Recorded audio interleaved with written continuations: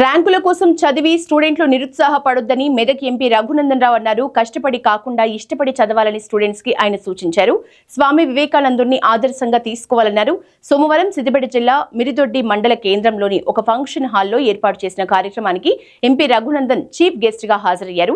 ఈ సందర్భంగా ఆయన మాట్లాడుతూ తన విజయాలతో దేశానికి పేరు తెచ్చిన తెలంగాణ బిడ్డ బాక్సర్ నిఖత్ జరీన్ ఎవరెస్ట్ శిఖరాన్ని అధిరోహించిన మాలావత్ పూర్ణని స్టూడెంట్లు స్ఫూర్తిగా తీసుకోవాలన్నారు. ఎలాంటి ఒత్తిడి లేకుండా 10వ తరగతి పరీక్షలు రాయాలని ఆయన సూచించారు.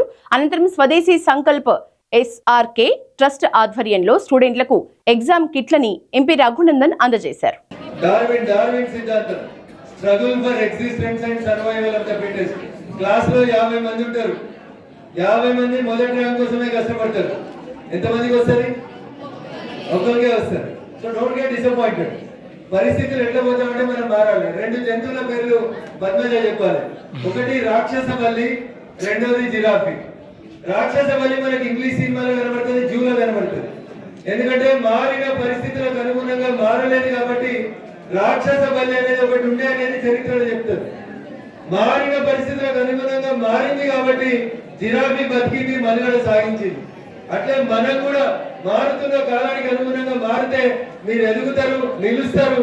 ఆ థియరీ పేరే Darwinism, struggle for existence, survival of the fittest.